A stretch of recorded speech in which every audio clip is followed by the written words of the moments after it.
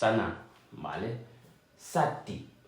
Sati es difícil, complicado también, difícil o complicado. Complicado, podría ser también complicado. No sé, mi bolígrafo está escribiendo, tío. Complicado, a ver. O sea, complicado.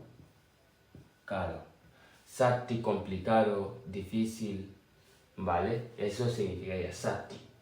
Vale, tenemos sabagol. Sabagol, esperar. Fadugol.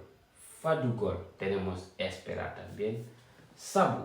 Sabu significaría motivo, causa, pero también sabu podría significar, sí, es causa. Es sabu, motivo o causa. Tenemos sabunde, es el jabón. Tenemos sali.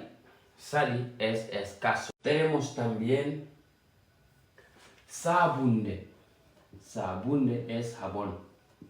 Sabunde. Sabunde es, en español sería el jabón. El acento es aquí mientras. ¿Vale? Sade. Y sali. Sali. ¿Vale? Aquí tenemos sali es escaso. Sali. Tenemos también otro que es sade. Sade. Sade sería escaso también.